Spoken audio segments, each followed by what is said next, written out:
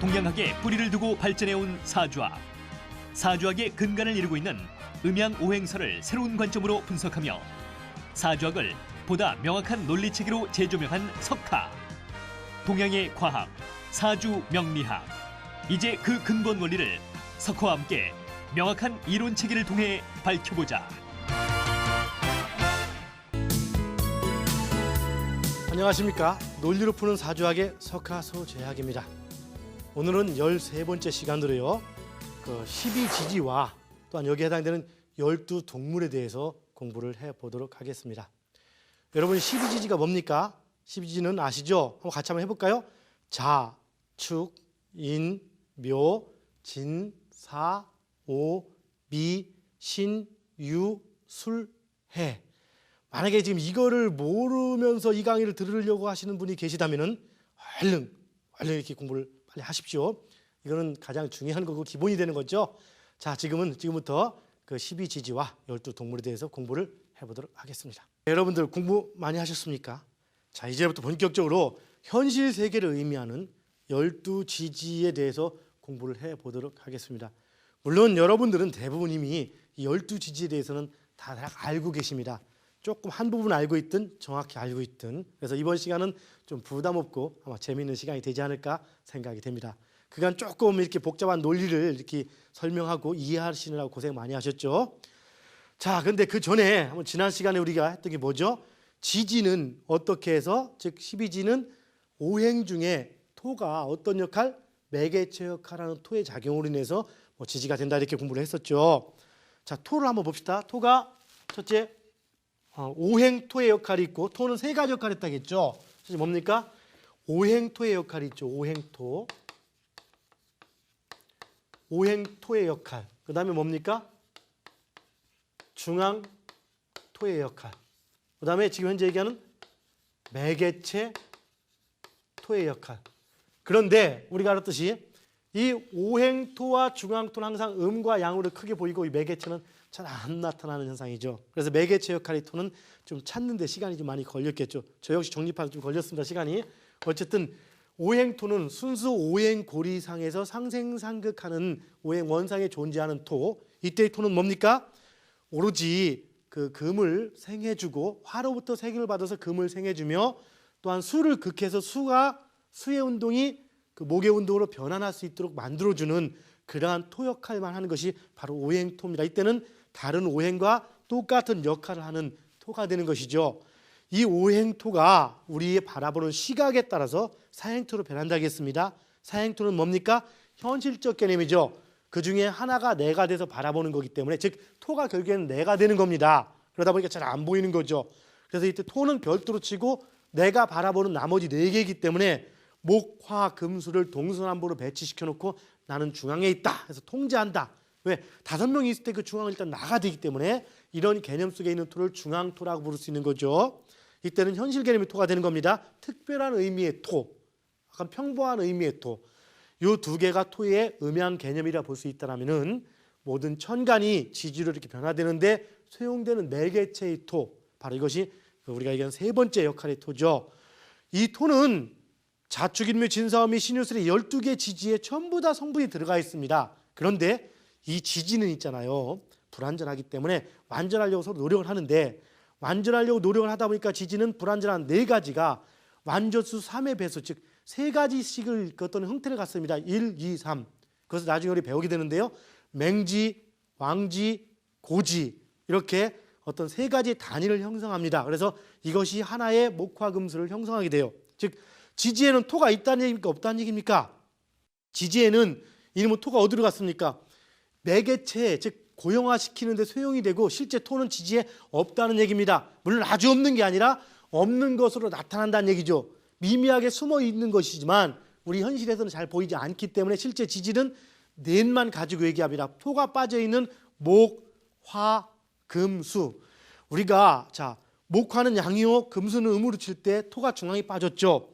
음과 양에서 중간자가 빠지면은 극이 되고, 중간자가 들어가 있으면은 생이 된다겠습니다. 현실은 중간자가 빠져 있습니까? 들어가 있습니까? 중간자가 빠져 있죠. 그래서 현실은 항상 대립 속에 이루어지는 것이 현실일 수밖에 없는 게 되는 겁니다. 이해하시겠습니까? 자, 그러면 여기서 이 토의 개념, 즉 12개의 지지에는 모든 토가 다 들어있는데요. 그 중에서 어떤 토, 그래서 어떤 오행 지지에는 한 가지 성분, 오행이 한 가지 성분이 들어있는 오행이 있고 두 가지 성분이 들어있는 오행이 있고 세 가지 성분이 들어있는 오행이 있습니다. 왜? 1, 2, 3의 논법에 의해서. 그런 그 성분에 따라 예를 들어서 지지가 천간의 기운들이, 사실 지지는 뭡니까? 영이 천간의 결과로서, 음은 양의 결과로서, 즉 음은 양이 간만큼의 결과로서 나타나는 것이기 때문에 양이 없으면 음이 존재하지 않는 겁니다. 그래서 음 속에는 양의 잔재가 있을 수밖에 없는 거죠. 지지는 천간으로서 구성되어 있을 수밖에 없는 겁니다. 천간이 변화가 된 것이죠. 그러나 분해해 보면은 그 안에는 천간의 흔적이 남아 있을 수밖에 없는 것이 지지입니다. 그런데 이 지지는 한 가지 혹은 두 가지, 세 가지 오행들이 섞여 있는 개념이 들어가는데요. 자, 봅시다. 한 가지 오행이 굳어질 때하고 두 가지의 서로 다른 이질적인 오행이 굳어질 때하고 세 가지 오행을 굳힐 때하고 어느 때 이 고형화시키는 어떤 매개체의 촉매가, 매개체의 작용이 많이 필요할까요? 그렇겠죠. 한 가지 오행이 굳어질 때는 별로 토양이 필요 없을 겁니다. 그냥 쉽게 굳죠. 순수한 물이 얼음으로 되는 것처럼. 그러나 물에 다른 게 섞여 있다면 얼음은 좀 더 찬 기운이 강해져야만이 어는 것처럼 두 가지 오행이 고형화될 때는 더 많은 토의 기운이 들어가겠고 세 가지 오행이 고형화될 때는 더 많은 토의 기운이 들어갈 겁니다. 이렇게 해서 지지는 각각 그 매개체된 토가 포함돼서 고형화를 시키게 되어 있는 것이죠. 그럼 지금부터 지지를 한번 알아보도록 해봅시다. 지지는 크게 볼 때 뭡니까? 지지는 그 천간 오행에서 이번엔 동그라미 잘 안 그려지네요. 천간 오행에서 지지는 뭐가 빠집니까? 하나가 빠지니까 사행이다 보니까 불완전한 거죠. 사행이다 보니까 동그라미도 잘 안 그려지는 겁니다. 그러니까 지지는 사각형의 개념이 들어갑니다. 그래서 옛날 사람들이 하늘은 뭡니까? 양이죠. 원이죠. 양이니까 오행이니까 원이고 땅은 음이니까 네 개밖에 안 보이지 않습니까? 그래서 천원지방설이라는 얘기가 있죠. 고전에 바로 여기서 근거했다고 봐도 과언이 아닌 겁니다. 논리 이치는 이런 겁니다. 어쨌든 봅시다. 그래서 이렇게 쭉 네 개. 그럼 뭐가 존재합니까? 이렇게 네 개만이 존재하는 겁니다. 뭡니까? 수가 존재하고요. 수가 존재하고 그다음에 좀 높은가요? 화가 존재하고요. 화가 존재하고 이쪽이 이제 수다 뭡니까? 목이 존재하고요. 그다음에 금이 존재하는 이런 개념으로서 존재하게 됩니다. 토는 어디 갔다 했습니까? 고형화시키는 매개체로 들어갔다는 개념이 들어가죠. 토는. 자, 그럼 이걸 지지로 배열해 봅시다. 지지는 자, 수의 개념이 봅시다. 해, 자, 축이라고 우리 얘기를 합니다. 이렇게. 그리고 그림을 그릴 때 수와 화의 개념에서 화는 우선 위를 그리고 수는 밑을 그리는 이런 개념으로 앞으로 정립을 시켜나가겠습니다. 그 다음에 목을 우리가 뭐라고 합니까? 순서대로 쓰는 겁니다. 일단은 봅시다. 인, 묘, 진, 그렇죠? 사, 오, 미, 신, 유, 술. 이렇게 해서 이것이 바로 자, 지지, 12지지를 의미합니다. 그럼 여기에서 이 12지지는 각각 무엇을 의미할까요? 여러 가지를 의미합니다. 예, 뭐죠? 예, 12마리 동물. 쥐부터 시작해갖고 소 이렇게 가지고 뭐를 끝납니까? 돼지를 끝나죠. 이런 동물도 의미하기도 하고요. 근데 그 동물은 사실은 상징 체계를 집어넣는 것이지 그 동물로서 뭔가를 개념을 잡을 수는 없습니다. 사주에 쥐가 많으니까 뭐 자자자자 이렇게 돼 있어가지고 이 사람은 쥐새끼 같다 이렇게 얘기하면 좀 곤란한 겁니다. 사주에 호랑이가 많다 해서 이 사람은 호랑이 같다.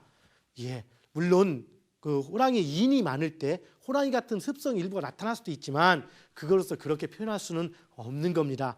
그럼 이 12마리 동물은 어떻게 해서 여기 배정이 됐을까요? 물론 옛날에 옥황상제가 이렇게 12마리 동물들한테 야, 집합해라, 어디로 모여라, 뭘 몇 시까지 모여라 이렇게 했는데 뭐 부지런한 저 소부터 시작해 12마리가 쪼르륵 따라왔다. 그리고 쥐는 어떻게 했다고요? 쥐는 그 소의 보따리에 숨어 있다가 소가 열심히 가서 1등 하려고 부지런하게 1등 하려고 딱 오는 순간에 톡 튀어나와서 1등 했다. 뭐 이렇게 해서 순서대로 됐다고 얘기를 하기도 하고 또 다른 얘기를 하기도 하는데 일단은 이 좌축인묘 진사오미의 고유 특성, 그 고유 특성이 우리는 뭐로 볼 수 있을까요? 예, 바로 시간의 흐름인 겁니다. 시간의 흐름과 원운동이 되는 거죠. 원운동의 각도 즉 특성, 목화토금수의 특성, 그 다음에 시간의 흐름, 이 두 가지가 아마 원칙일 겁니다. 제가 볼 때는. 그리고 이 원칙과 닮은 어떤 습성이 있는 동물들을, 우리 눈의 육안으로 관찰되는 동물들을 아마 이렇게 대입을 시켰지 않겠나 이렇게 봅니다. 그래서 한번 그런 것들을 지금부터 이렇게 유추를 해 놔보도록 하겠습니다. 그런데 이 지지는 또 의미하는 게 뭡니까? 시간을 의미하죠. 하나는 시간을 의미하고 또 오행을 의미합니다. 오행의 각 특성을 의미하고 시간을 의미하는데, 시간은 이렇게 시간 단위, 하루의 시간을 의미하기도 하고요. 그리고 또 뭡니까? 한 달, 이렇게 1년을 나누는 시간을 의미하기도 하고요. 그 여러 가지 그런 특성들의 의미를 가지고 있습니다. 자, 그럼 봅시다. 이 지지는 말씀드렸듯이 토가 빠지다 보니까 4단계입니다. 천간은 하나의 오행이 몇 개를 마주대야 합니까? 목은 절대 토하고 금 2개를 마주대야 하고, 화는 금과 수 2개를 마주대야 하듯이 천간은 반드시 1대1로 마주대야 하기 때문에 1대1의 상대가 없습니다. 근데 지지는 어떻게 됩니까? 지지는 인묘진이 각각 합해서 목인 겁니다, 원래가. 그리고 사오미가 합해서 화가 되고, 신유시 합해서 금이고, 해자축이 합해서 수인 겁니다. 그래서 지지는 이렇게 인묘진 목은 신유술 금을 정면으로 마주보게 되어 있습니다. 이렇게 마주보게. 왜요? 토가 빠져 있어. 넷이 있으니까 딱딱 마주보죠. 이 무엇입니까? 1대1 상대입니다. 1대1 상대. 1대1로 마주보니까 정도 들지만 싸우기도 많이 싸우게 되겠죠. 이 마주보는 것끼리 문제가 좀 생기는 겁니다. 항상에서. 천간은 우리가 극이라 하지 충이라 하지 않습니다. 잘못하는 분들은 천간을 충이라고 부르는데요. 천간은 무형의 기운이고 일방적인 작용이기 때문에 충이지 않습니다. 충은 지지에서만 형성되는 개념인 겁니다. 1대1이기 때문에 목이 금을 이렇게 극할 때 금 역시 목을 극하는, 상호 마주보고 극하는 개념을 우린 충이라고 부르는 것인 거고, 그다음에 일방적인 개념을 극이라고 부릅니다. 그래서 천간은 충이라는 개념이 없고 극이라고 표현해야 되고, 지지는 극이 아니고 충이라고 표현해야 되는데, 나중에 그 부분들은 다시 공부를 해 나가도록 하겠습니다. 자, 일단 봅시다. 이렇게 해서 각각 해자축, 이 해자축은 이 세 개를 우리는 수라고 부르는데요. 수라고 부르면서 방향으로는 북방을 의미합니다. 그리고 인묘지는 뭐를 의미합니까? 목이라고 부르면서 방향은 동방을 의미합니다. 사오미는 화라고 부르면서 방향은 어디입니까? 남방을 의미합니다. 그리고 신유술은 뭡니까? 예, 금이라고 부르면서 방향은 서방을 의미합니다. 그리고 여기서 볼 때 우선 우리가 목을 가지고 볼까요? 목에는 뭐가 있습니까? 지금 인묘진이 이렇게 있죠. 하나 다시 써봅시다. 묘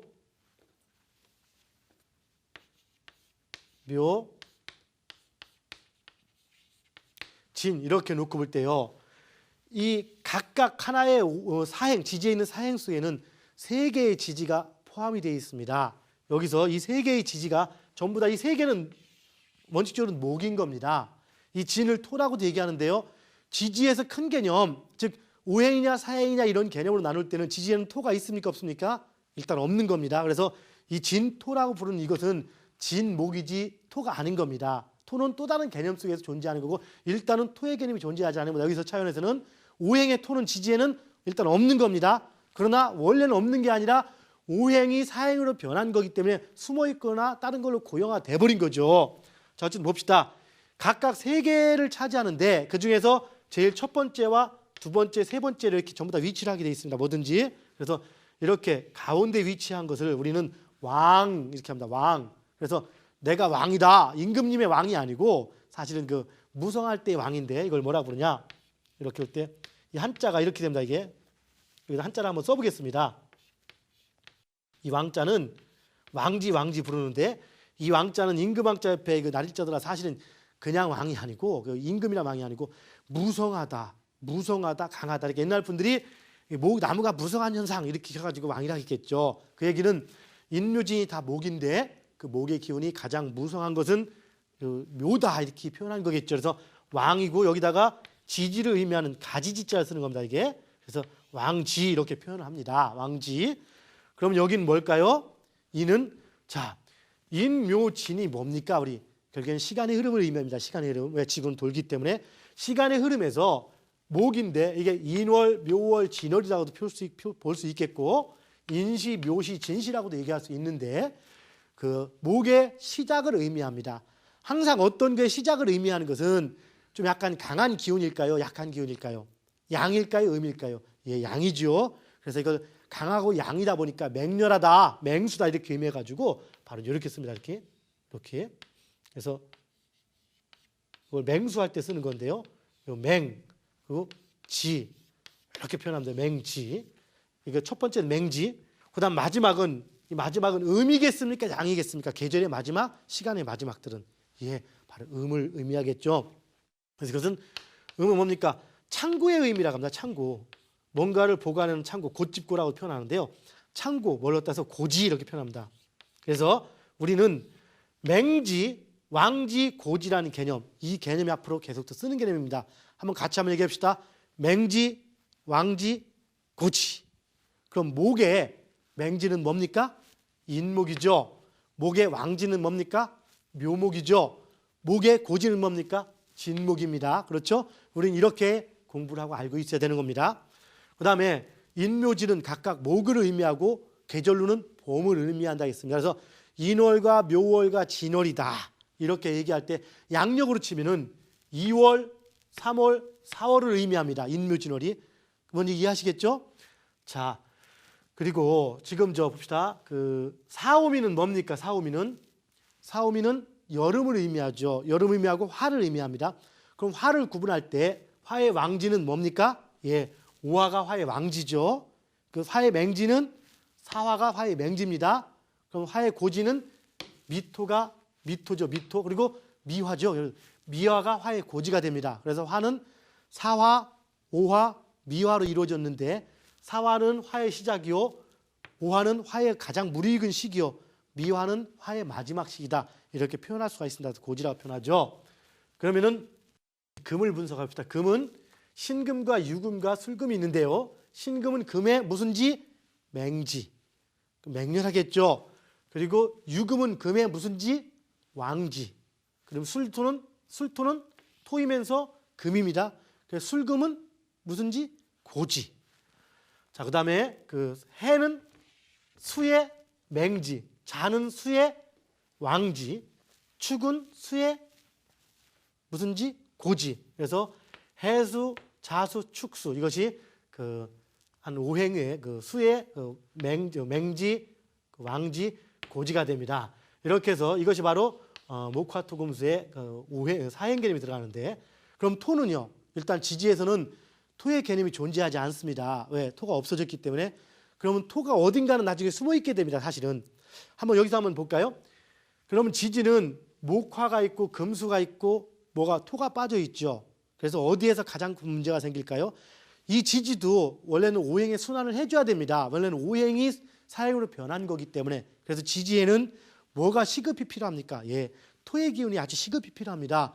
토가 잠입이 돼주고 토가 제 역할을 해줘야만이 순환을 무난하게 하는데 토가 제 역할을 하지 못하다 보니까 어디에서 가장 문제가 심하게 생길까요? 자, 수에서 목에서 생길까요? 목계 화토, 금수 어디에서 문제가 생길까요? 예, 토가 빠져 있는 화하고 금 사이에서 가장 큰 문제가 생기게 됩니다. 그래서 나중에 화하고 토 사이에 어떤 화하고 금 사이에 토라는 어떤 흔적이 또 나타나서 다른 역할을 하게 되는 것들은 우리가 추후로 공부를 다시 또 해보도록 하겠습니다.